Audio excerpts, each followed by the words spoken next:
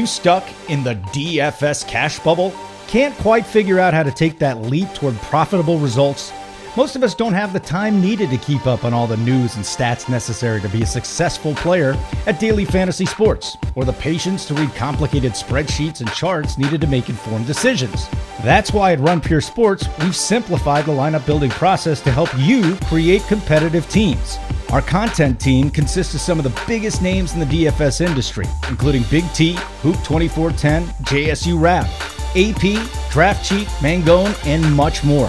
Our contributors dominate the leaderboards in both tournament and cash game formats. These players provide you their top plays on a given slate in an easy-to-use format.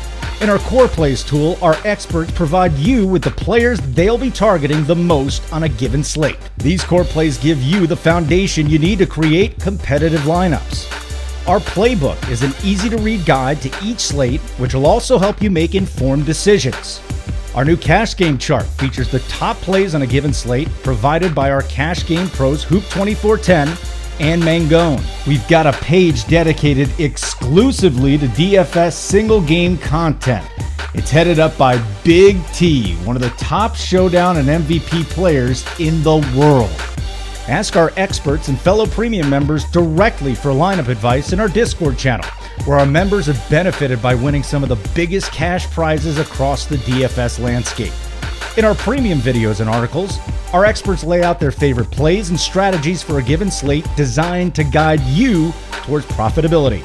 Sell me on Aaron Rodgers. You don't need to sell me on Aaron Rodgers because I trust your opinion, but come on, sell me. So I think this year he's going to come in.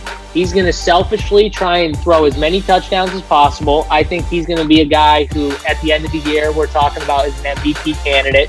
Plus, check out our tiers, stack charts, slate plan, projections, and much more to help you make your lineup building decisions. So what are you waiting for? Sign up today at runpuresports.com to gain access at an affordable price. And for just a small added fee, you can also subscribe to our sports betting content on our bet site. Thanks for watching, and keep running pure.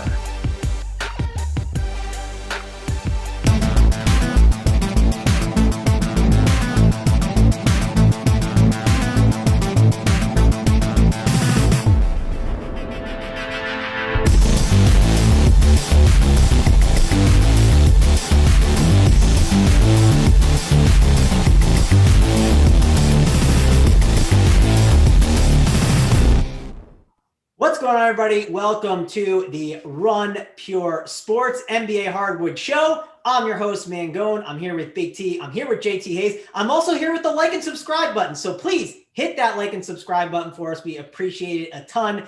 But we got to go to the man batting first. He won all the giblets. That's our boy, Big T. How's it going over there, my man? Going on? Yeah, we were talking before the show. I love when I come on and see JT, man, going. I don't have to look at Hoop's ugly mug for one day. Feels good seeing you guys on here. We got good mojo on the Tuesday show. We got a 7-game slate tonight that's right in our wheelhouse. So I like this range. So we're going to pick some winners tonight. Yeah, we're going to pick all the winners. And speaking of winners, we got Mr. JT Hayes here, winning all the money. How is it going over there, man? Are you excited for this NBA slate?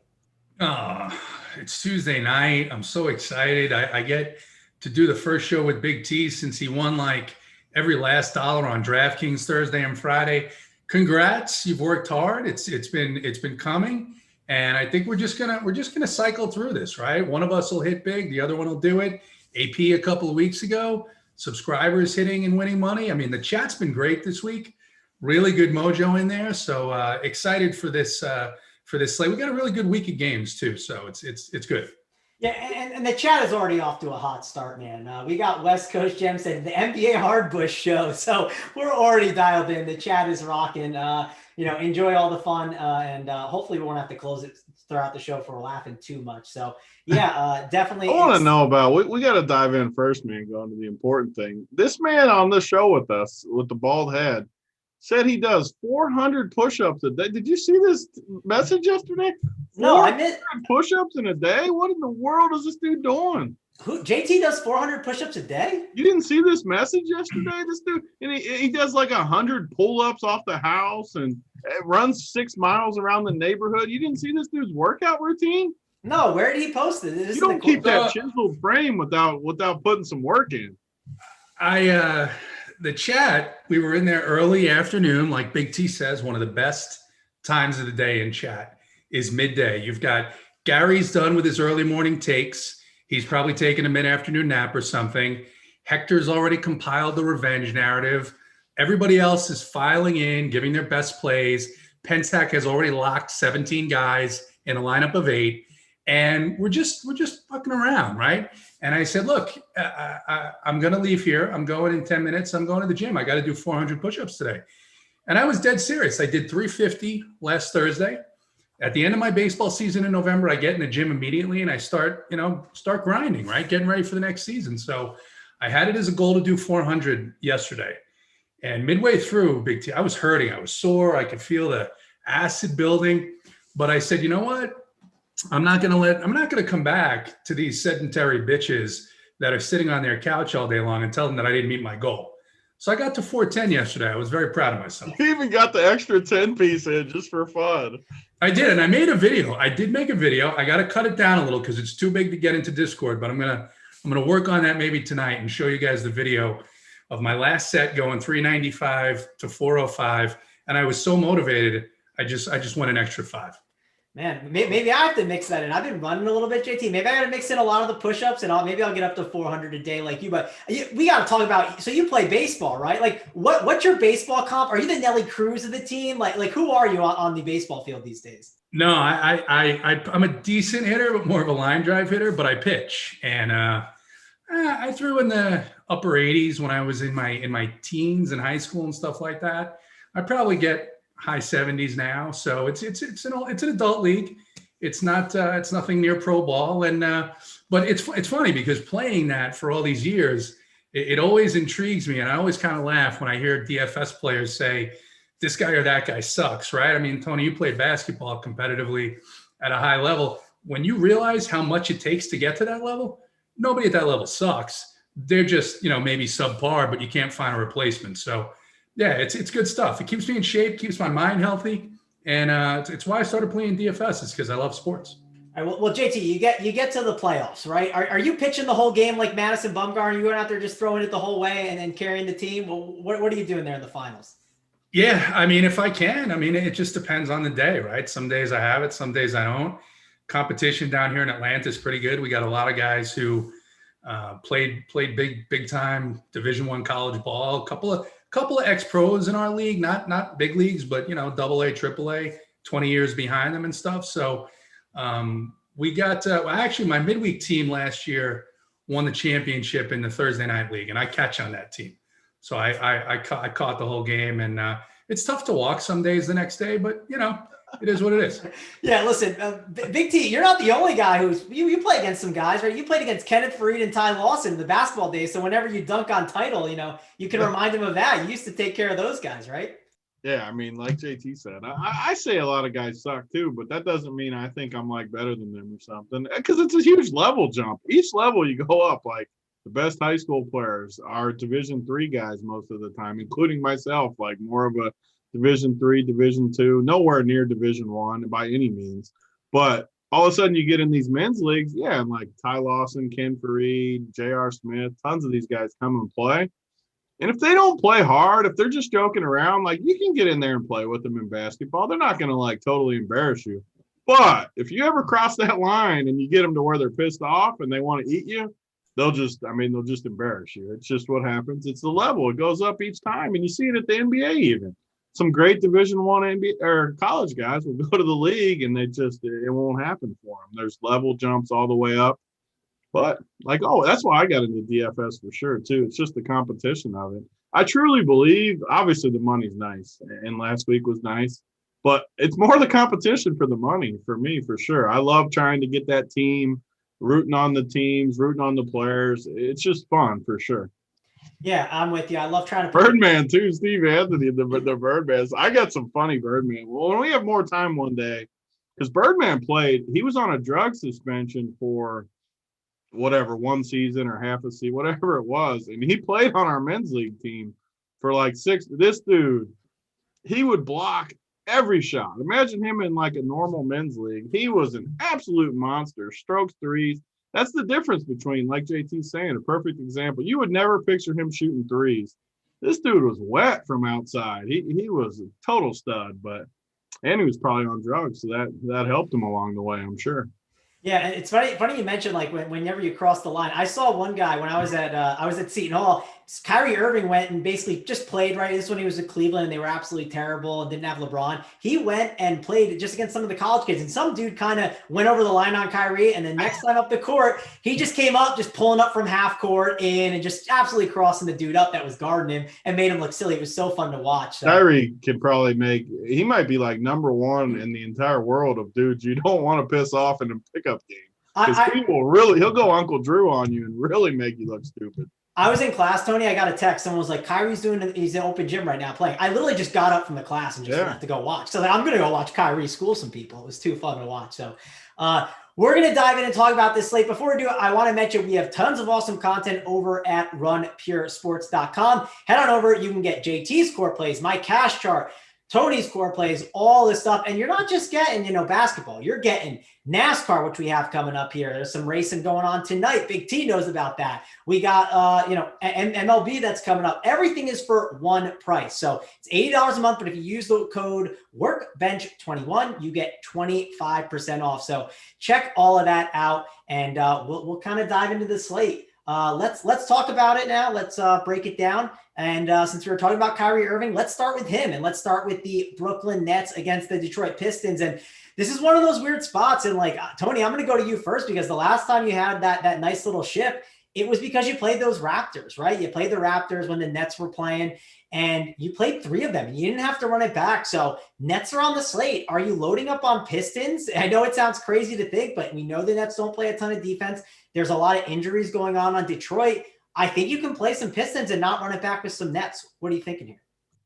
Yeah, I mean, and I think the Nets are in play too, though, just because obviously you got the 2 studs without KD. So you got a lot of interest there for me too. Kyrie, we just talked about Uncle Drew going against this Pistons team. I mean, he's pretty cheap for what the upside he brings, in Harden. So I like both guards a decent amount. DeAndre Jordan is too cheap. So you actually have some runbacks in this spot.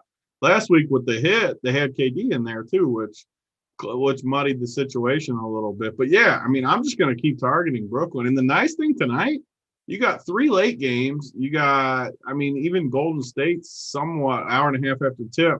No one's going to want to play these early guys. It happened last night. It didn't work out last night. But you can use the strategies everyone's using against them in tournaments, where that's the new thing. Oh, let's fade the first game, wait for news, blah, blah, blah, do this. Not that many people are going to go heavy with this first game right out of the gate. And if Detroit stays close, I mean, this game could go nuts again. Brooklyn plays no defense, none. So Detroit can have whatever they want at any point. You got guys that just aren't going to be owned. I mean, I think do we have news on DeLon Wright? I haven't seen it yet, so I think we're still waiting on that. But we'll probably get it throughout the show. It's the early game, so I assume it'll come through. And Rob Beard, this happens. Say somehow, in my perfect world, DeLon Wright somehow sits, and we see Dennis Smith Jr. somehow start, because I don't even think he needs to start. Just tell me he's active, because obviously he's new. They don't have a ton of bodies. They're going to give him run. As long as he's active, he's 3K on DK, which on this slate, there's not a ton of value. Brooklyn plays no D. I mean, you got Isaiah Stewart should get some run at 3,300. I love this game, so I'm all about it. I want the news to break right. If DeLon Wright is in, though, he's a good play too versus Brooklyn. So I'd rather him be out for sure, but if he's in, he's not going to be owned. So sign me up for this game. I like this game. Yeah, we just got news Draymond Green is questionable. That sounds like it's new. I don't think that came across anytime. Yeah, that wasn't earlier. That's new. So he's going to sit. Yeah, that's a whole other wrinkle that's added to the slate. When we get to that game, we'll kind of talk about that game altogether, though. Like with Pop and with Golden State being a veteran type team, you got to worry about news coming in that game. I mean, they just played last night. And they just played each other, right? So it's not crazy that like Pop just says, "Oh, I want to just do a different look and let some of the young guys play." You know, it wouldn't surprise me at all.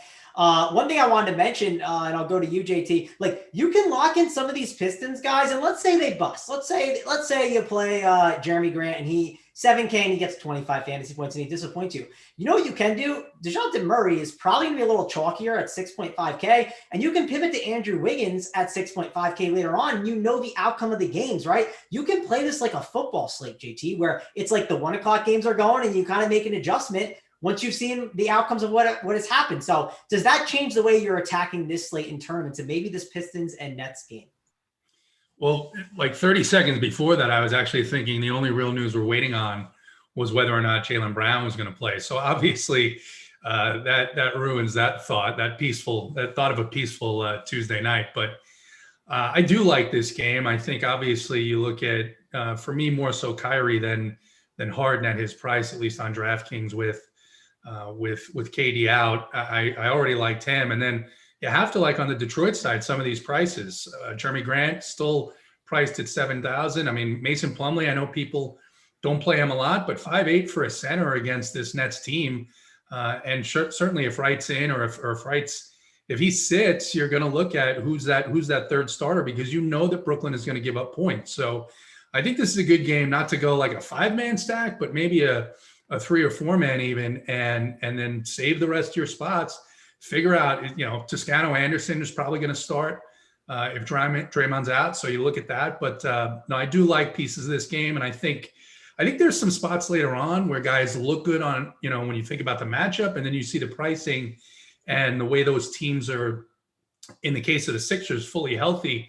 And I think it puts me a little bit lower on them. So I do like taking advantage of some of these bumps in this early game. Yeah, and I think that makes sense. What about Blake Griffin? So he is 5K. It's like if there was a matchup, JT, that he would somehow get it done and turn around, like this is it. Like if he doesn't here, and I don't know when it's happening. So is there upside at that price for you on a guy like Blake Griffin against the Nets? I mean, this is when you should play him, right? This is the exact spot when you should play him, when he's at, I think it's probably the lowest price he's ever been. He's just been, and I haven't watched a lot of them, so I can't tell you if it's truly, Big T, maybe you have, that he looks unmotivated or whatnot, but this is a spot where you play him because the Nets offer no defense, especially down in the post. That's where he likes to operate. It's a little bit concerning that because I was looking at his last few games, I think he only played 24 minutes against the Lakers last game, and it was Jeremy Grant and DeLon Wright who played like 48, 49 minutes. So that's the spot. That's the price. It takes huge balls to play him tonight, though.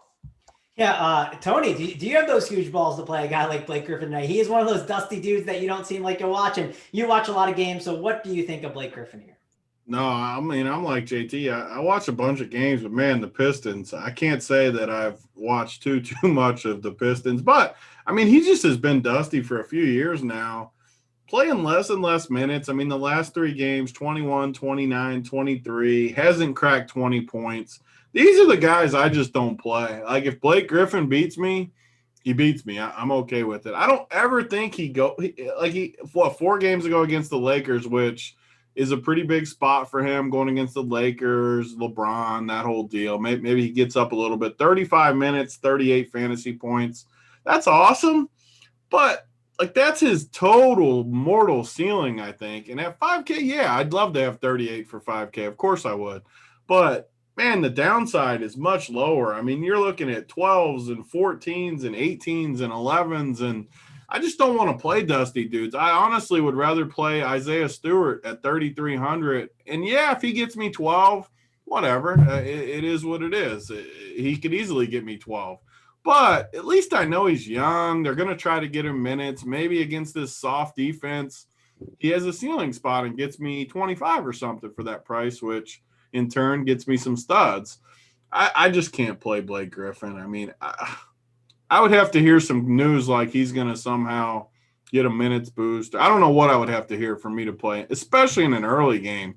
He's one of those guys, if you get to the last dude on your team and maybe he fit in there, maybe you pull the trigger just because it's your last guy, but you don't feel good about it ever, I don't think. Yeah, so what if DeLon Wright's in, right? Like if DeLon Wright's in, I mean, this is a pretty good spot. I think you have to find out all these guards. and figure out what's going to happen with them, because that's going to really dictate a lot of the slate. I mean, if one of these guys is 3Ks in and the other guys are out, then you got to play him. If DeLon Wright is in and the other guys are out, I feel like you have to play him. Is that how you're thinking about that, Tony? Yeah, I mean, the 3K guys are just good plays. If Dennis Smith Jr., I'm telling you, the total nuts is if somehow DeLon Wright sits and Dennis Smith Jr. is active, because they just traded for him. Obviously, they gave up Derrick Rose's dusty ass too, which they should have sent Blake Griffin with him. Just send them both in the package. But they get a young dude. Dennis Smith Jr. has looked bad for the most part in his career, but he's at least shown a ceiling here and there.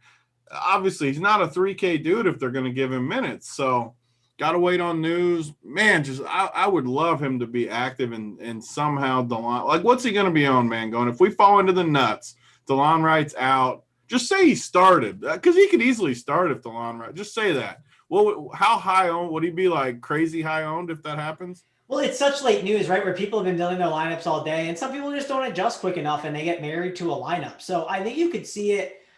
I mean, it depends what time it is, right? If it's at 5:30, no, but like if it's at 6:30, like that's a big difference. That hour matters because the projections aren't as updated. People are trying to figure out how to handle it. So the longer it takes, like the better it is for. I know it's frustrating. People always want to have the news right away, but like Tony, you've talked about this a ton. Why do they want the news? Like it's an advantage to have it like come at like 6:45. Like just plug in DSJ then and then just move on, and you're going to get them at lower ownership. Let me go to you, would Jay. just be like a mortal lock. I mean, those are the plays that I would never. If I played 1,000 teams, I'd put him in all 1,000. Like. He's 3K and starting if that was the case, and you just play him. I kind of hope that he's active and not starting, and I can play him at 3K just as a sneaky guy and take the risk.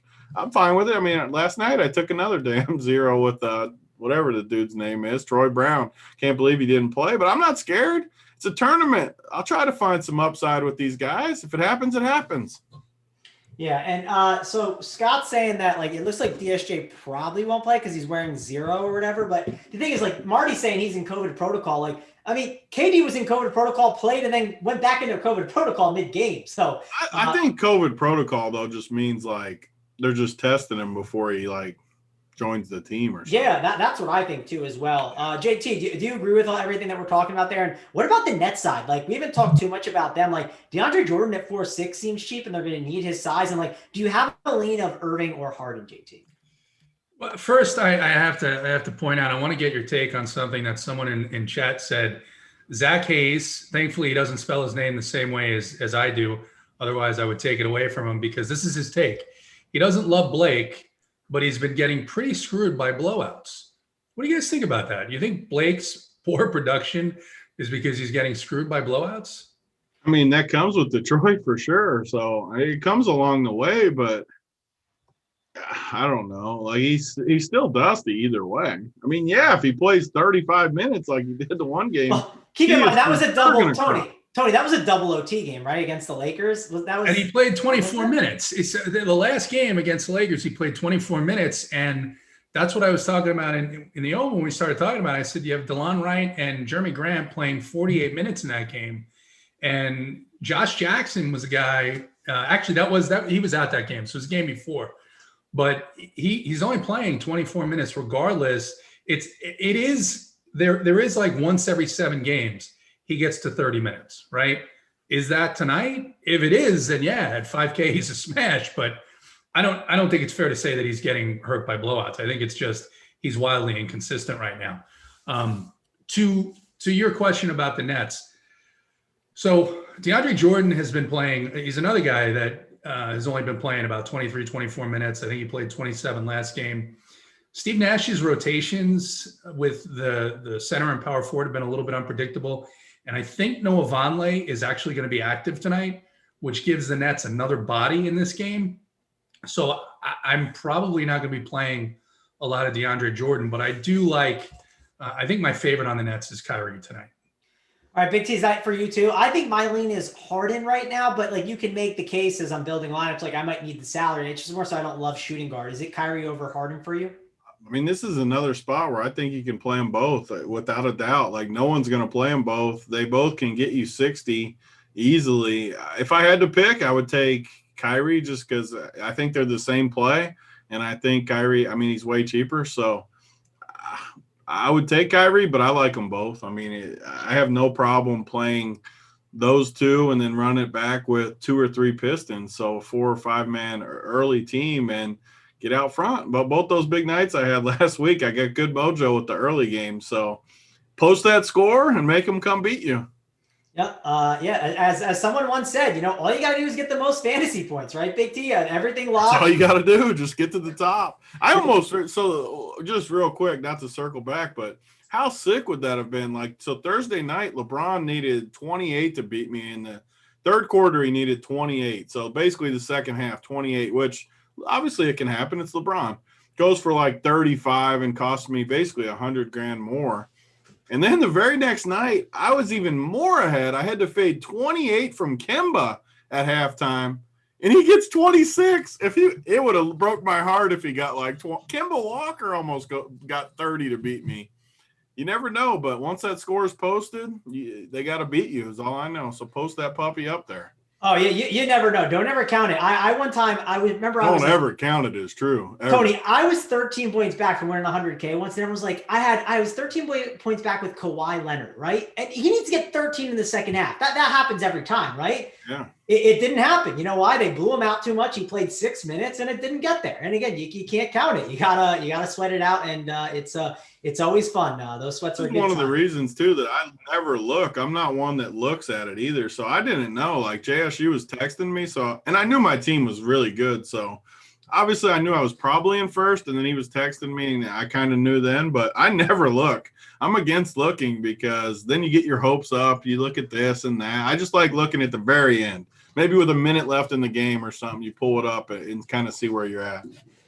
All right, well, let's head on over to the next game. But before we do that, guys, like I'm looking at the chat, like JT, Tony, like this is just so hurtful, man. 552 people watching, 142 likes. Like, what's going on here? JT, give the people the talk, man. What are your fucking hands broken? Come on, let's get going.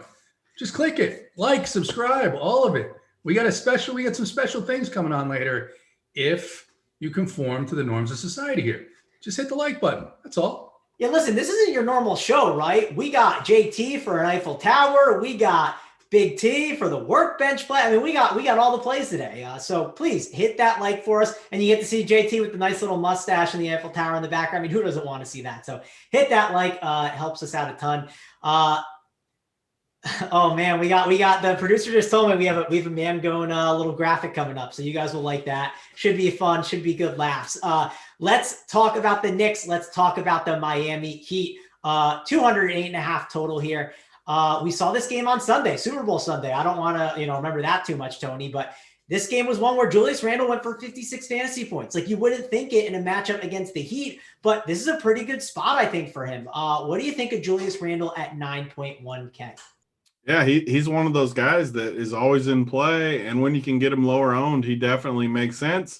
Tonight, I mean, this game looks like a clear fade for me. You got 2 slow teams, slow total. Prices look correct. I mean, Randall's 9K, Jimmy and Bam are both in the 8Ks on both sites. All the plays are fine. I mean, Jimmy, Bam, Randall, I'd be fine with playing any of those guys, but none of them are a great value, and the game is not that good of a pace. So for me, this game is a clear stay away. I could even see Miami running away with this game a little bit. They need wins.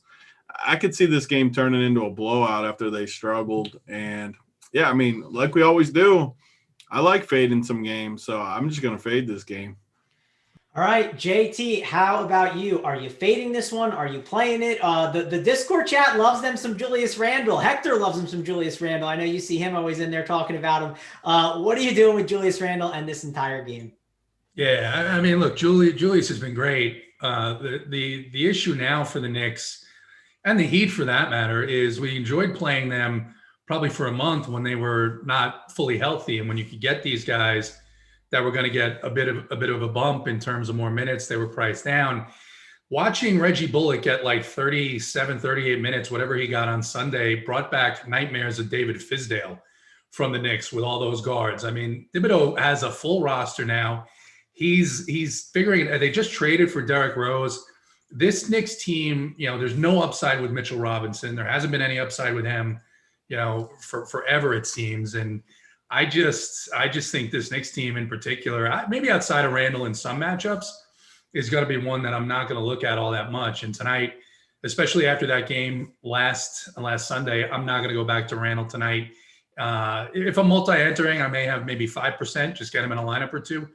But I agree with Tony. I don't think this is a game that I'm all that interested in. Not even Jimmy Butler at 8.3K and like the must-win Jimmy Butler we're getting right now, apparently. And he's been pretty good.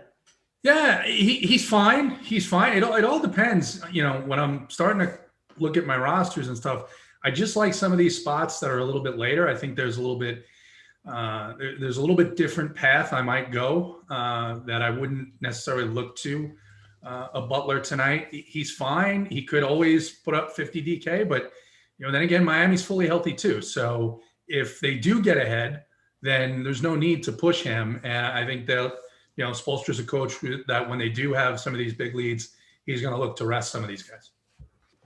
All right. Yeah, we don't have to talk too much more about this. Big T, we got questions in the chat, right? We love interacting with the chat. We got Marty Don Yeezy. He is asking, Big T, are you dabbling in the NASCAR streets tonight? Is big trucks coming out tonight? So like always, I am probably overcommitting myself today.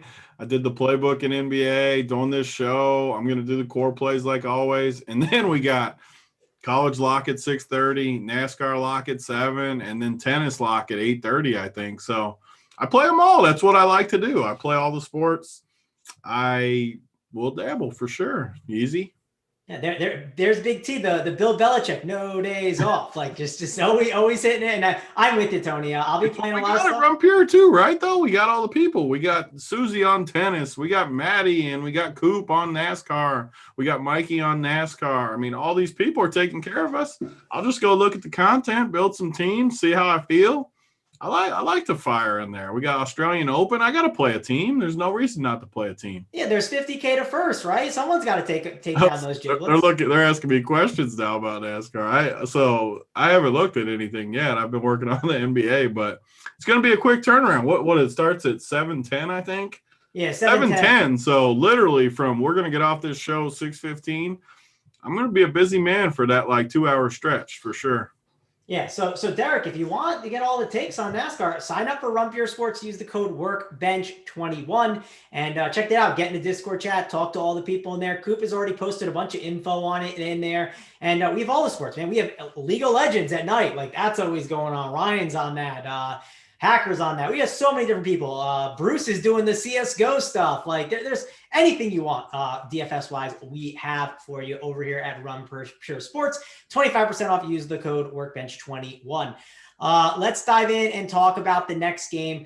This is where we get to the Rockets and the Pelicans. And I'll go to you, JT, because Hector is in the chat, I guess, firing up all the revenge narratives. Who doesn't get excited about a boogie night, right? We can dance the night away to Boogie Cousins against the Pelicans. I mean, that's a perfect revenge spot, right? But the price is up, 7.4K. John Wall is back. Eric Gordon is back. And there's tons of other Rockets value plays that you can mix throughout your lineups. How are you handling this Houston team, JT? Yeah, the price is up on Boogie, and the matchup is not nearly as good as the matchup he had last night. And we saw that because it was a back-to-back probably, and Houston's running an enormous rotation right now. He got, I don't know if he got to 30 minutes. I think he got 27 DK points. So this Houston team right now, I mean, I'm going to have to take another look at it after the show. But when my first pass through it, these prices against this New Orleans team, this is going to be a slow game.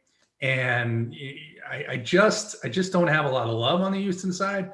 I don't have a ton of love, maybe a little bit more on the New Orleans side, but I think John Wall at 7.3 is interesting. It's really tough to pay 6.2 on DraftKings for Eric Gordon.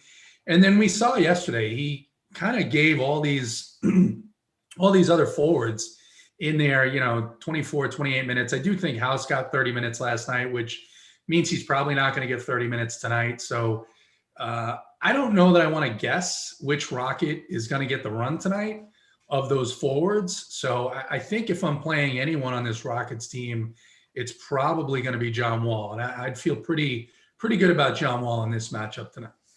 Yeah, I feel best about John Wall, I would say. I'm torn on Cousins because of a center we're going to talk about later. Big T, how about you? I mean, you called the Boogie Cousins bust yesterday, right? Like you said to the people, right? He's a guy that I had in cash games. Everyone had it and we're loaded up on. And you basically said, you don't need to play Boogie Cousins. You can go to a different center. Is that the same thing? Or are you jumping on Cousins now in this revenge narrative? I mean, and it played out exactly the reasoning I've said. I mean, Boogie Cousins is not bust proof. Like, he'll get fouls, he'll get booted, he'll get technicals. He'll just randomly get benched like he did yesterday for the fourth quarter. Like, stuff happens to Boogie. It's just what happens. He's not like the 23-year-old Boogie that is going to go and just stuff the stat every night.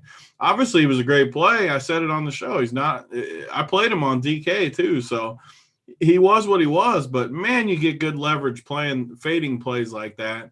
Tonight, I mean, 7,400 on DK. First of all, it's the same matchup that I just don't like playing bigs against New Orleans. I couldn't even imagine playing Boogie tonight. 6K on FanDuel's a lot better, but I still don't think it's a good play. And slow pace, tough matchup, I just don't see it at all. So John Wall's fine. We still haven't seen a true minutes ceiling with him, though. I worry a little bit about that. I'm worried about Houston in general. I could see New Orleans pounding this team, which opens up plays like Willie Hernan-Gomez could really get some extended run here with how many dudes who's officially out for them? For which team? For New Orleans. Like, so Jackson Hayes won't play, right? Yeah, I mean, they're not missing too many people, I believe. But I saw Willie popping a little bit, but I don't think it was like that. Like, I can't play him. I don't know if you can, but I think Hart's questionable. Yeah, it's just mainly Hart, I think, is the guy. Maybe Hayes is not in there, but I thought I only saw Hart as the guy today. Yeah, I mean, just looking at the minutes, though, I mean, so they talked about how Hayes is like kind of too young, like they don't like his size compared to Hernan-Gomez, which again I don't know if I agree with, but and you just look at the minutes though. So first of all, this is a slate where we don't have a ton of value. He's 3,500 against a team with Boogie Cousins, who has the cement feet, I like to call him. He just can't move at all, literally at all. And Willie has played 29, 19, 18, 19 minutes. If he plays 20 minutes tonight, the dude is going to get 20 fantasy points. I can almost guarantee you. Yeah, he's got to get to 20 minutes. But, I mean, he's played 18-plus minutes the last 4 games. So I don't see why he wouldn't, against Boogie, get this type of minutes. And as long as Jackson Hayes remains out of the rotation or out tonight, he's going to get those minutes. So I think he's a lot safer than you do on a slate where we need value. If this game blows out, which in tournaments we need to think about, and he plays the whole fourth quarter or something, those 12 minutes against Houston with no bigs, he could get you 35 fantasy. He's in workbench territory tonight. I mean, it could be a workbench play. Watch out. It could be a workbench play for Mr. Big T. Talk to me about the Pelicans side. Is there anything, JT, to get excited about there? Like, my problem is all the prices have gone up. If you say, hey, Mango, you have to play one Pelican, I think I'd say it's Brandon Ingram just because of the upside he can have, but I just can't get excited about Pelicans today. Yeah, I agree with you. I was looking at Ingram too. I mean, it's just when you're trying to, win these tournaments, right? I'm not looking for 5.5x out of every player. That's not going to get it done. That might get me a min cash. And that's kind of what Zion, has been doing. So not going to play Zion in this matchup, although it's a good matchup for him. Ingram is the guy who, in that short amount of span can get all the peripherals and things like that. But I don't love the pricing. Not on Lonzo. I don't love the pricing. Don't love the pricing on, I guess Bledsoe maybe a little bit better, especially with Oladipo out, because that's going to be an easier path for him. But you got to worry about him hitting his shots, right? So even at 6K, he's not a guy who I think in this matchup is definitely going to give you 47, 48 fantasy points. So maybe I'll take a look at the backups, just see what's out there. I don't know if I'm going to play. I don't know if me personally, I'm going to play a backup center in this game on this slate. But I agree with the sentiment that, yeah, if it blows out, then certainly Hernan-Gomez can take advantage of that backup front court. All right, Big T, you got any final thoughts on this game, or you want to move on to the next one? I mean, I'm disappointed that you guys are both shitting on my boy Big Willie. I'll admit, I'm probably a little harder on him than I should be. Like, if I need the value, I think my problem is we have Vucevic later on, right? And he's just going to take up a center spot. I'm just gonna be honest. That's who I'm going to be going to. And I don't know if I need to go double big man tonight. That's, I think, the issue. It's certainly in the possibilities. There's a chance if I need the value, I'll go there. But we do have some later value too, right? Like we could lose Draymond Green on the slate where maybe I don't want to lock myself into a 7:30 Willie Hernan-Gomez. Is that crazy, Big T? No, this is why I love NBA though, because everyone's going to play the same team like they always do. And I can play a dude and get a different path. Everyone just plays Vooch like, oh, I'm just going to play Vooch. What happens when that game blows out or he only gets 42 fantasy points? I mean, for cash, he's a lock, but what happens in these days is everyone uses their optimizer. I always talk about this on the show. They run their optimizer, they plug in the optimal team, and Vooch ends up 50 to 60% owned tonight. And that's just too high for a guy that he won me the money last week. I love Big Vooch. I should get a jersey for the wall for Big Vooch. But when he's just dead chalk, I don't know. I like Vooch. Don't get me wrong. I don't want people watching this show to think I'm saying I'm fading Vooch because I easily could play Vooch. He's a great play tonight. But, I mean, I like Hernan. I like getting a different build. Just the opposite of yesterday. Everyone plays Boogie. I go up to Jokic at 3% owned. Gets 60. I have a different roster build, and I give myself a chance. Yeah, I'm not shitting on the play by any means. It's more of there's centers that I like tonight, and I think, and it's not even like Vooch isn't. He's up in my top 3 when I look at center. He's not the guy that I think I might have the most of for that very reason. And so when I'm looking at it, I'm like, well, you know, I know there's some value that I like. That we'll talk about a small forward shooting guard that I think is you know something that I'm going to play. And so at center, I just feel more comfortable locking in those minutes on this slate with some plays that are. I mean, you got we haven't gotten to some of these games yet, but we already talked about Plumlee in the game against the Nets. Plumlee's right? a good play too. So Plumlee for me is a guy that I'm like. He's going overlooked. At least as of right now, the ownership projections I looked at, he's going overlooked as he always does because his price is a little bit elevated. You guys talked about DeAndre Jordan. I'm a little concerned about whether or not Vonleh eats into his minutes. He hasn't been playing a lot anyway. And then there's 2 other centers that we're going to talk about later, and maybe someone on Golden State that you could plug into that position that I see value elsewhere. So I'm not saying that's a terrible play. It's one option. The reason why I'm not in particularly looking at it is because I already have centers in mind that I think are guys that are going to be staples in my lineups. All right, guys, we're at 250 likes. Big T, we're at almost 600 people watching. What do we got to get these people? We're giving away some gear, right? What number do you want to get to? Yeah, I mean, we're doing good with the gear. I mean, the people have been getting better. They've responded. What you guys got on them earlier, we gave the disrespectful or the hurtful talk. I mean, they did this yesterday too, and they've been treating us good. I mean, we're at 575, which means what? Almost 300 we should need, but we're at 250 already, so it's easy. We're definitely going to get to 600. So once we get to 300, we're giving it today. That's an easy request too. That's only an extra 50 for the rest of the show. But you should be clicking it anyways. Get us way above that 300. And I am – this is – mark my words, I haven't gone to FedEx. We're still waiting on some large shirts. But if you're not getting a large, I'm sending them out this week. They're going out this week either Wednesday or Thursday, the next 2 days. I'm sending them out. If you're waiting for a large, you're going to have to wait another week or 2. Everything but a large is going out this week. Yeah, it's been a very responsive flock today. Very nice. Very nice. Yeah, well, that's good to finally get you out there. Jeremy Burton said need 420 likes. We would love that. So if you can get that to Jeremy's number, that would be great. 600 watching, get it up to 4. I mean, if we get over 400, we'll definitely do a second piece of gear. Yeah, for sure. I do want to talk about our friends over at Manscaped. We got a little partnership going on over there. I want to talk to Mr. JT Hayes before I discuss it all. JT, when you are out there, you're doing those, you're on vacation. I don't know where you're at. Maybe you're at Sandals with the lady. I don't know where you went away to, but you're doing the little cruise, right, for the night. You're out there having drinks. You're sweating NBA winners when you're shipping all the money.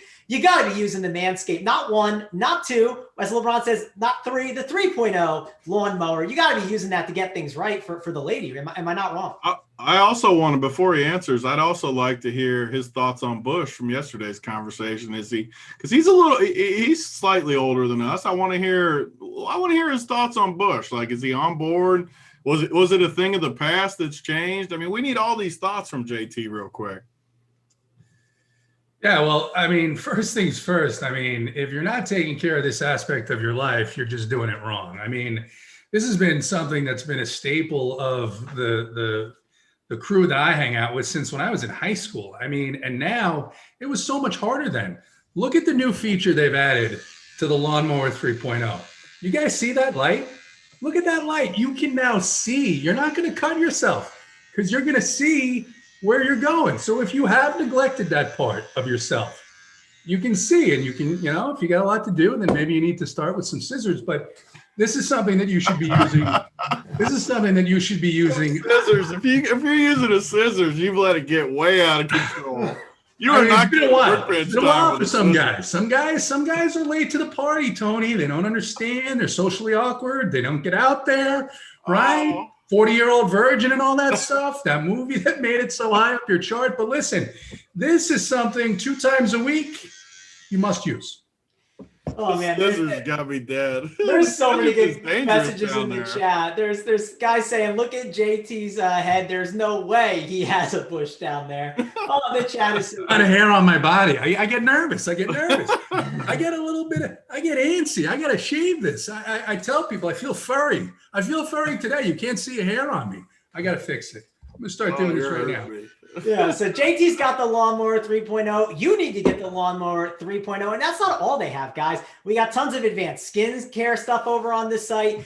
They got ways, you know, listen, we're talking about some sweaty balls. There's going to be some sweaty balls in the court tonight. You know how you can fix that up? You just got to go over to Manscaped and get the sweaty ball, stinky stuff that they got to help make that a little bit cleaner down low. The crop mop. You have to get the crop mop. The crop mop, that's what it's called. Thank you, JT. There's nothing I like more, too, than getting out of the shower. You get your legs up and you just get the full spray down on the old sack, right on the ball bag.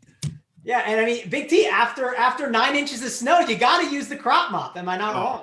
No, I keep it well maintained, just like JT. I mean, that's why the scissors has me dead. If you're using a scissors, you have not got much workbench play.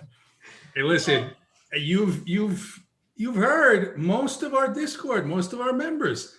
They're like us, right? There's some that maybe don't get out a lot. I guarantee Uncle T has to use scissors. I'll put him on the spot. There's no way Uncle T has a landscaper. Oh man, you guys are killing me, especially with Uncle T yesterday. I mean, Uncle T's the guy. If there's grass, he's playing ball. He's down. Yeah. He wants to get in there. I guarantee he loves Bush. Like guaranteed.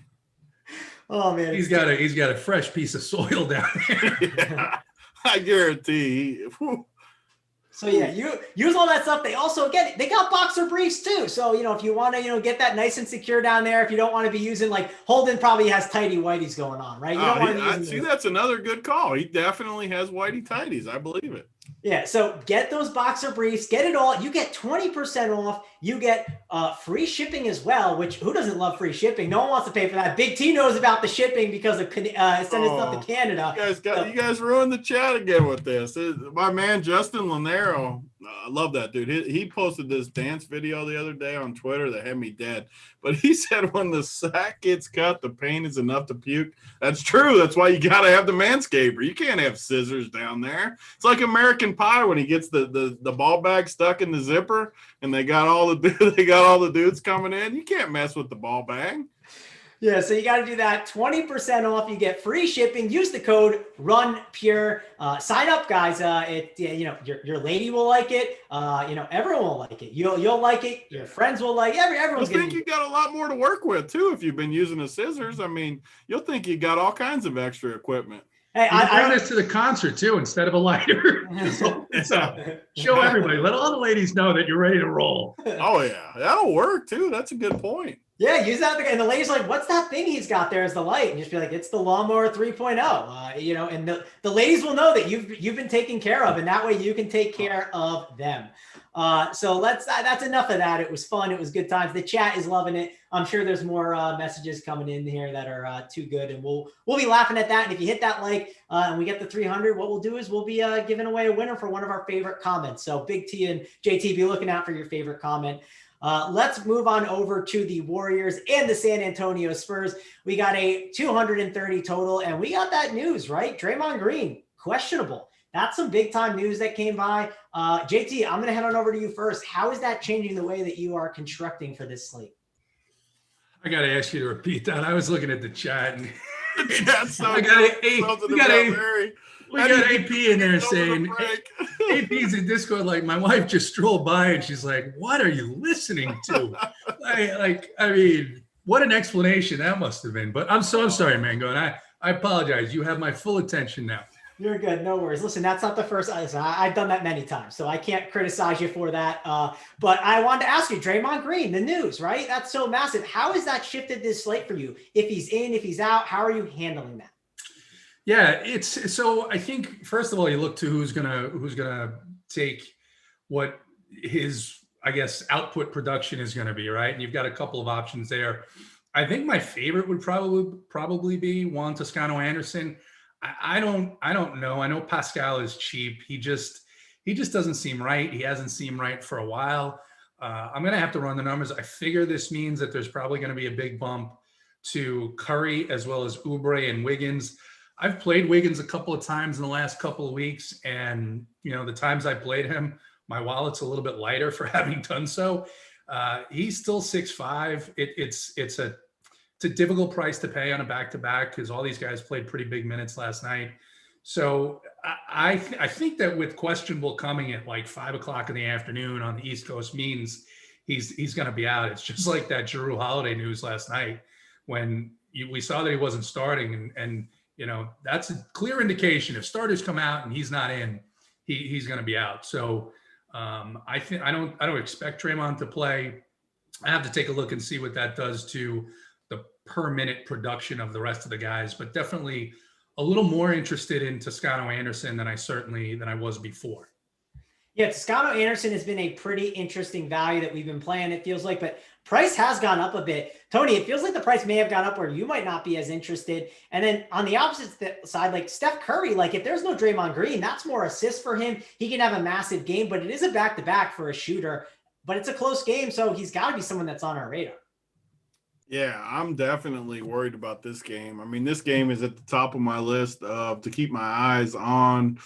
The good thing is it's right in the middle of the night. So we got the 3 earlies, the 3 lates, and then the middle game. So it's one of those games that we should have all the news before we need to make our final decisions with those late games. So we just need to wait on it because whoever sits is going to impact. Like if everyone plays, I won't play anyone in this game. Because the Spurs will probably sit some guys too, like DeRozan might sit. Who knows who will sit for Pop? I mean, I can't imagine they roll the same team back as last night. So this is a complete news game for me. But, yeah, like Toscano-Anderson, if Draymond is out, yeah, 5,000 feels like a stretch. But this dude is young. He's going to play minutes. And they want to get him a bigger role. So I could see him having a good game depending on who sits out.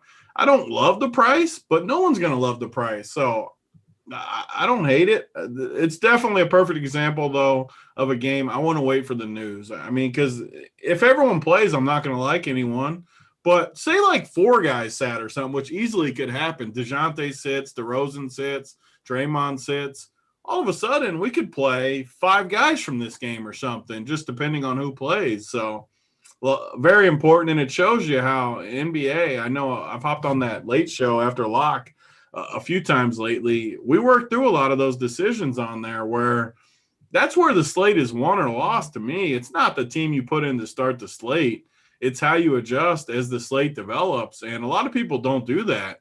No matter what happens, I don't care if you play one team, you should be adjusting. If you get off to a slow start, play a little more aggressive with your plays. If you get off to a crush start, decide what you want to do and make more decisions as the night goes on which is one of the reasons I hate late swap, because you got to stay on the computer. You got to pay attention. And if you don't, you're losing a ton of edge without a doubt.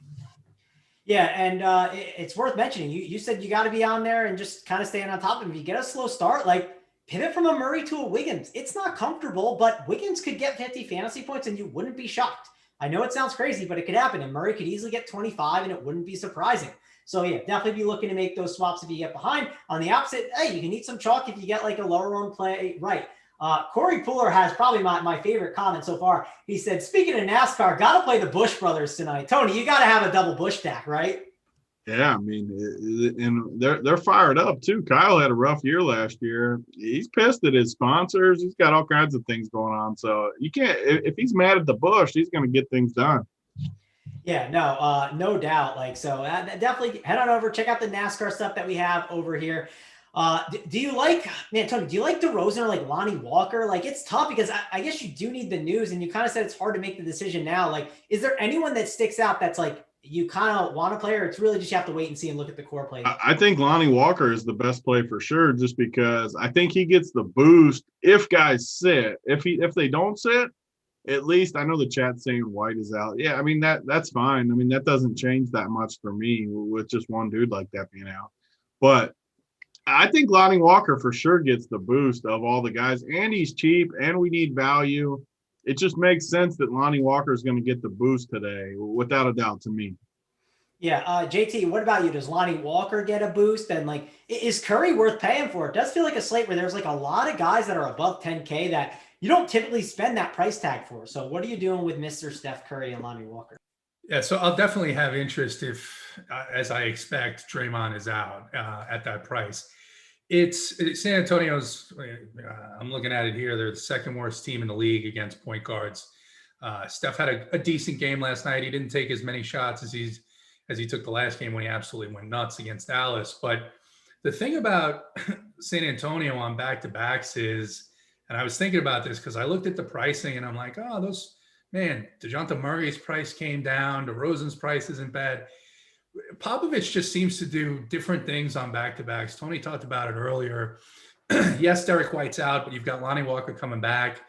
Lonnie Walker is at a price where, for a guy who hasn't done anything in a while, it seems like a price where he at least gets you to that mid-20 range. He is going to be 30 or 40% owned, but for a 3-6 play, you're going to be different in other spots.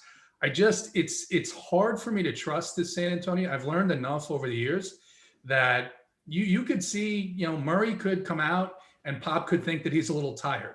And all of a sudden he plays 26 minutes and gets you 30 fantasy points instead of 40.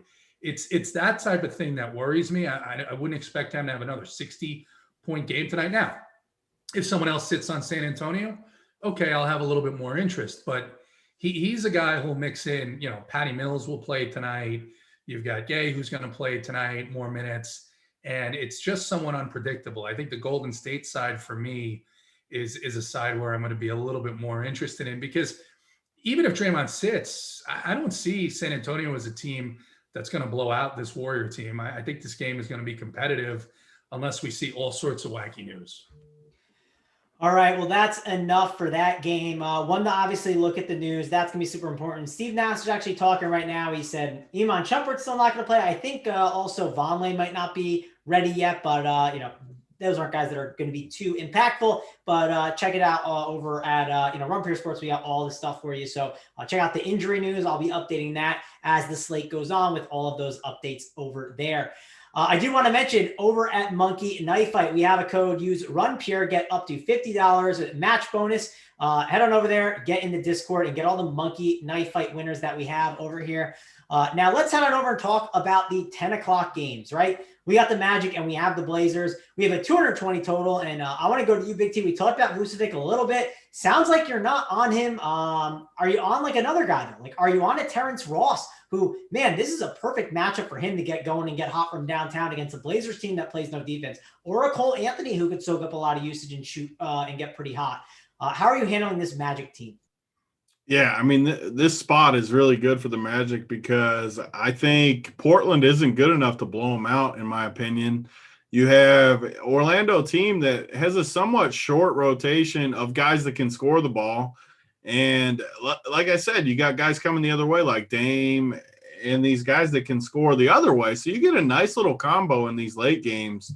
Not the biggest total in the world, but all the usage is condensed, which I think is more important than the high total. I'd rather have a 210 total that everybody's involved to the key guys than a 250 total with like 8 guys from each team that can score. So I think both directions here are good. The hard part for Portland is, I mean, like Cantor is 75 freaking 100 on DraftKings. That is tough sledding. How much is he on FanDuel? I could pull it up. Right. 72. 72. Oh, that's hurtful price. I can't pay that kind of price for Cantor. He is a good play because he's going to be low owned, especially at the center. But man, that's a high price point. I think Dame is one of the better plays on the slate, if not the best play. I've talked about Cole Anthony all year. The dude is a full-blown – he's JSU size, full-blown midget. He does not do 400 push-ups in a day. I guarantee that.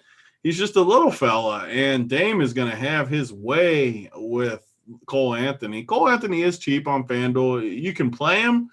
I'd rather go all the way down, though, and play our boy Frank Mason, our boy at the 3,300. He played 26 minutes, 3 days ago in the second game. So he's only been there 2 games. He played 16 minutes and 26 minutes. I mean, if you're going to give me 26 minutes or anywhere in the 20s, this is value that I want.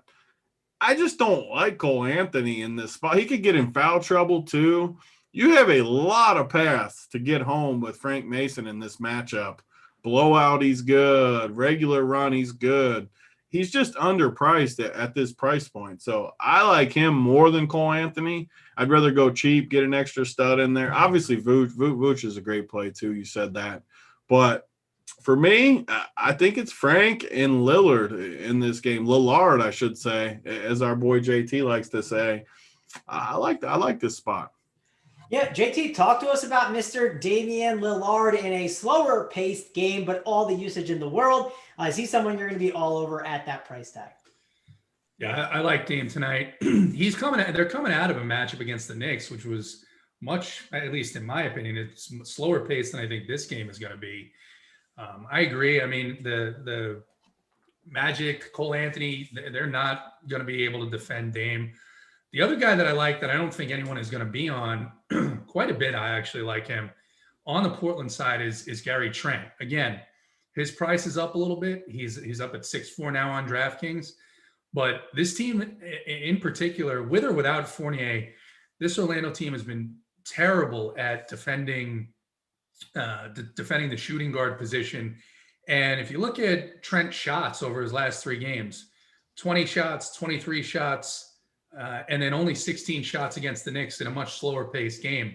I like Gary Trent a good bit here as well on the Portland side. And then I think Frank Mason is absolutely playable at 3-3. That second game against Chicago was a back-to-back, but Chicago is just as bad against point guards as Portland is. So honestly, I think, Cole's price is up there a little bit, but Cole has been pretty good. He's been pretty good at giving assists. He's playing a bunch of minutes. It's a situation where if you wanted to, I think you could play Cole and Mason, although I don't know if you want to give up 2 of your guard spots to the same matchup on this slate.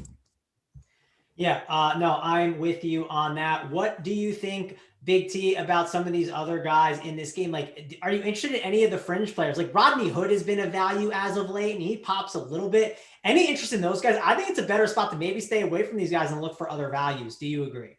Yeah, I mean, I like some of these secondary guys better if like Dame was out or something where they could take on some usage. I think Dame's just going to have his way with this team.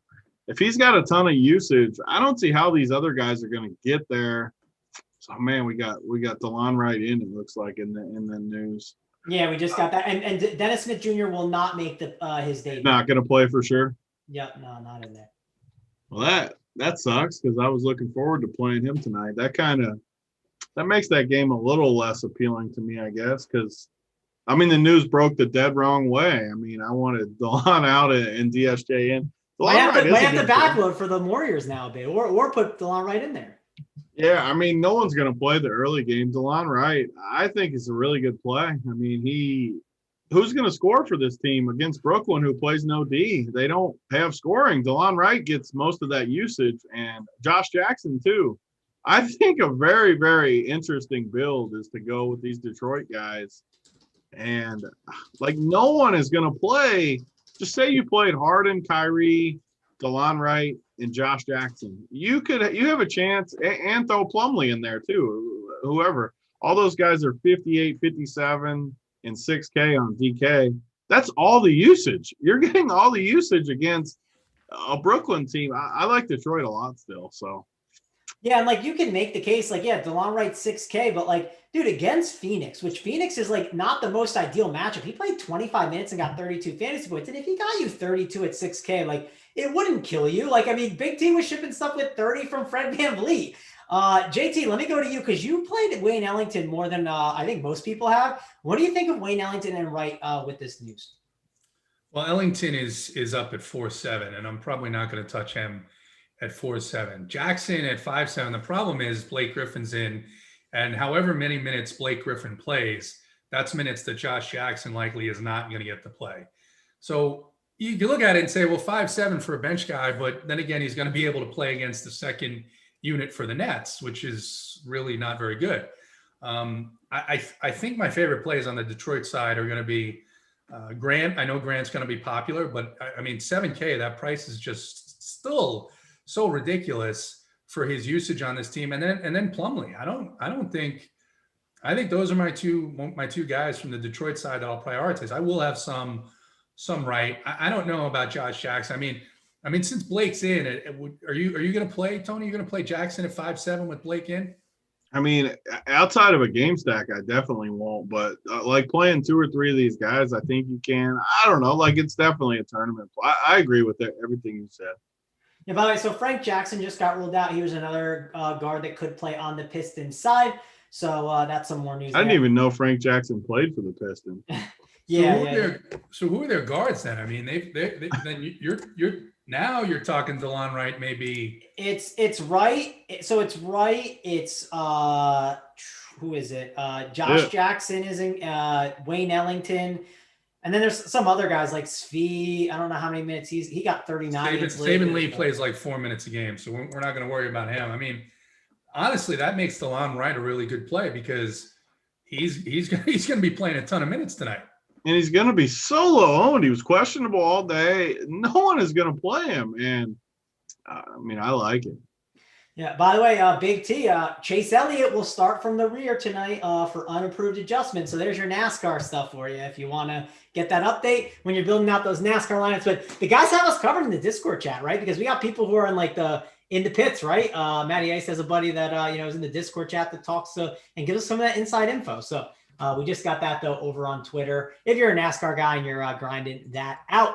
We got a couple more games. We got like 10 or 15 minutes. So let's crank through them. We got the Sixers and the Kings. And I was on with Spread talking, on the Run Pure Bets channel talking about this game. And I like the Kings side a little bit today. I thought that they could play pretty competitive here against the Sixers. They play down to their competition. Big T, are you on the same side as me? Do you think the Kings are kind of interesting? And how are you handling it in DFS? I just don't play against Philly ever, whether that's right or wrong. I just hate Embiid is just an anchor in the middle. Yeah, sometimes they play down to their competition, but I never feel good. Like I look at these prices for the sack guys, and they don't stick out. I mean, you got Barnes and Halliburton over 6K. Whiteside's even up. Fox has been incredible. I think he just won Western Conference Player of the Week. But again, he's almost 9K now. He's not in that cheaper range. You need him to get 50 plus now. And I just don't see it. I think this game is a very easy fade, as crazy as it sounds, because it's a big total. I mean, you can play Embiid, but I don't feel great either about that unless someone's sitting. I mean, he's going to get you 50. Again, he's going to be solid. Not saying he's not going to be, but I'd rather play – because we like centers. We've already talked about Plumlee. I love Plumlee in this spot. Different guys. Willie is a cheap guy. I don't want to spend salary on Embiid when I don't love the spot.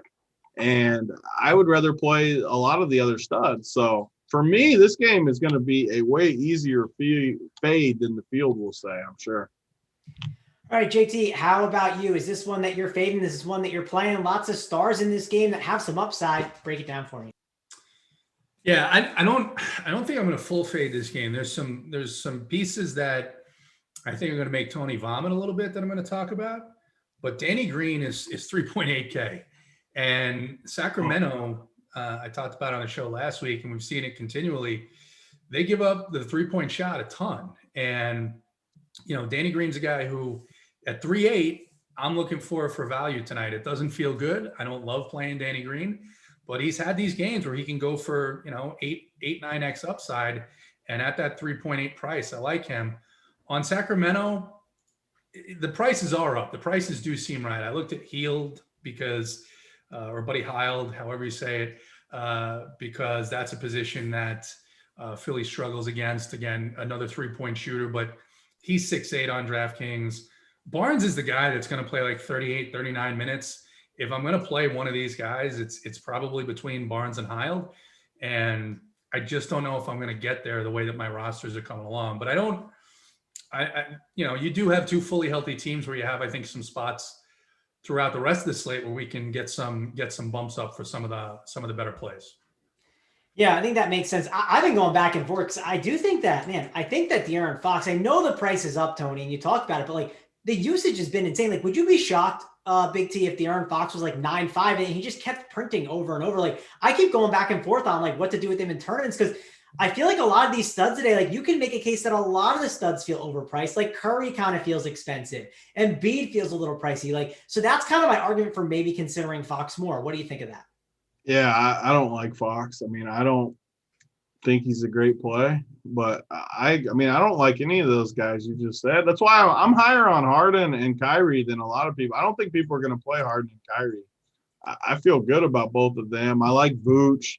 I don't know. I don't like Fox. 8,800 against Philly feels tough to me. They got guys they can throw at him. I think he can be fine, but I don't see him getting that crazy. I mean, at 9K almost, you need him to get in the 50s. I'm just not super confident he gives you that just ceiling that I want from this price point. Yeah, I mean, he's on fire. He's playing incredible right now. If you like him, play him. I have no issue with it, but it's not a spot where I'm going to go to. Yeah, I'm doing I'm doing a GPP team. I'm getting a little crazy tonight, so I'm considering it, right? I think that some of these guys are interesting, so I just want to get your he's going to get ownership for sure because of how good he's been, and his price is still under 9K. I don't like it, but I think people will go to him. I don't think they will. That's the reason I say it. And like Embiid's another one. Like people aren't going to Embiid, right? Like on FanDuel, people are playing Cousins and Vucevic. They're not going up to Embiid. Any interest in him with the upside that he has, Tony? I mean, no.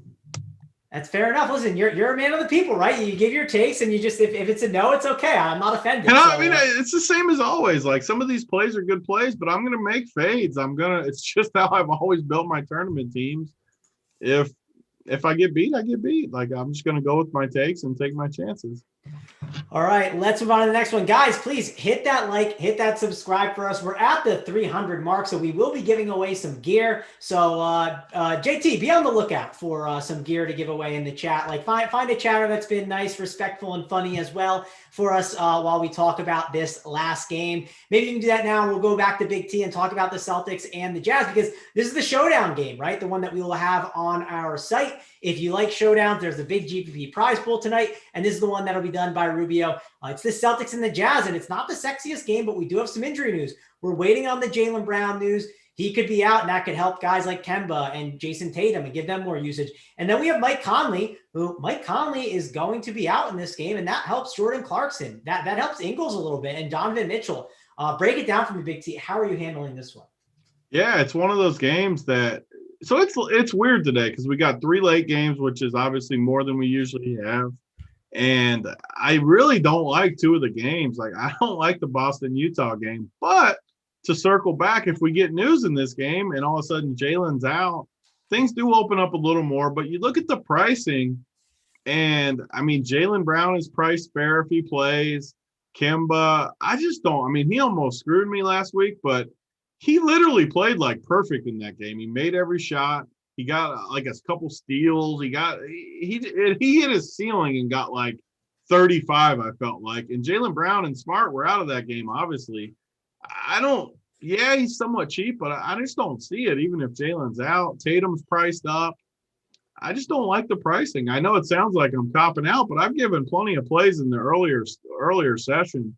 I just don't like this game, a lot like the Philly game, where I'm just not going to play guys I don't want to play. And this is another game that, honestly, I don't see. You could play Clarkson on FanDuel and Ingles on FanDuel where they're way cheaper, but they're last pieces too. Like, I'm not forcing them in by any means. All right, JT, I'll go over to you. You talked about Jaylen Brown. You said that's the one news that we could be waiting on, and like we're here. 9.2K for Tatum, and he has just been absolutely printing. Even in some tough matchups, he was perfectly fine against Phoenix. I mean, he didn't kill you with what he got. What do you think of Jason Tatum at 9.2K and some of these other Jazz guys? If Jalen's out, then I'll definitely have some interest in Tatum. On the Jazz side, I do have interest in Donovan Mitchell. He obviously had a huge game the other day. First game without Conley. Last 3 games, he's taken, almost 20 shots, averaging almost 20 shots a game. Clearly taking over the role on Utah there. Gobert's price is down, and this is a good matchup. I just don't know if I can play Gobert over guys like Plumlee or Vucevic, and probably the field thinks that way too. And maybe that's a reason to play Gobert a little bit.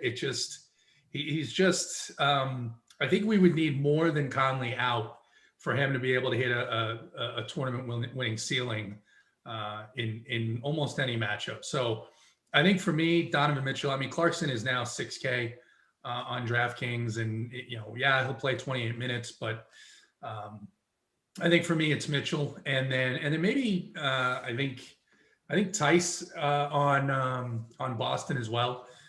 Decent price for him on DraftKings, and he didn't start last game, but he played 35 minutes, so it looks like that injury is fully behind him, and it's not a strong position power forward tonight, especially if Draymond's out. So Tice is another guy that I'd be looking at. Yeah, and don't sleep on Clarkson's price on FanDuel, right? He is priced at 5K, which is way, way too cheap. And you got to play 2 shooting guards, so don't ignore that price tag on him. Guys, we are here. We're at the end of this show.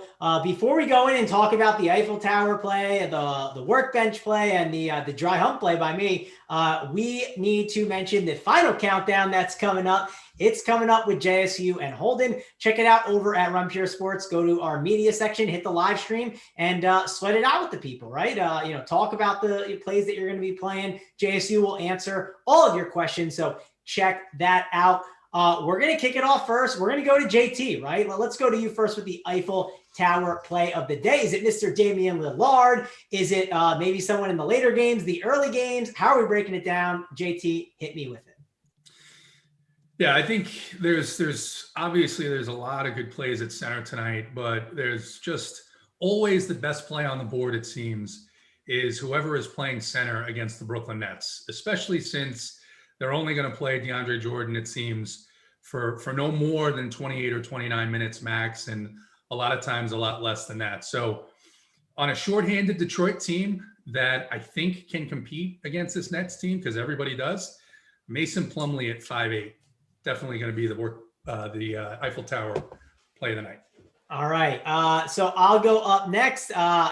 Cue the graphic. I haven't even seen it yet. I'll check it out after the show. It should be a good laugh. But I'm going to go with Mr. Lonnie Walker. The reason why I think Lonnie Walker is a really great play is he's just too cheap, and he rested the other night, right? So we're going to get the fresh legs against the teams that just played each other. We could see Popovich maybe go with some younger guys on the second night of a back-to-back. I think this is a great spot with Derek White sitting. So give me Mr. Lonnie Walker. He is going to be my dry hump play of the day. So now we got to get the big T. We got disappointed a little bit yesterday, but that's okay. It happens, right? Your plays aren't going to hit every single time, Tony. But when they hit, they're going to hit good. It's going to be a nice 1% guy or a little bit lower owned, and it's going to help bring you across the finish line. So give us that workbench play of the day.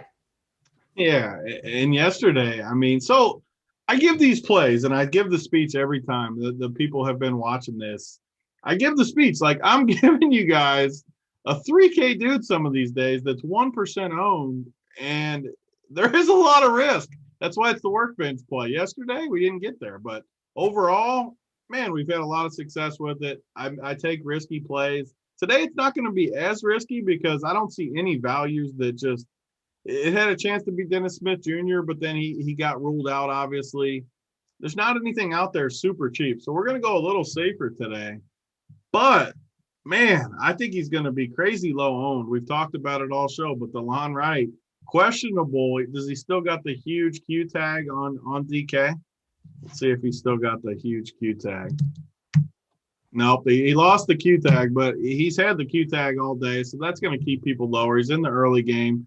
All the projection junkies, the guys that click the projections, he's not going to pop at all. He's projected for less than 30 points at 6K, and he's – how much is he on FanDuel?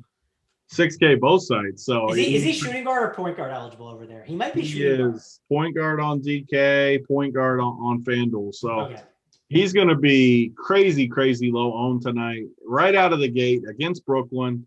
I should say, too, that this is a couple times in a row me and JT have gone to the same team. I like Mason Plumlee a ton, too. So, like always, you can put that Eiffel Tower and get them both working together here in this early game. I already said I like Harden and Kyrie.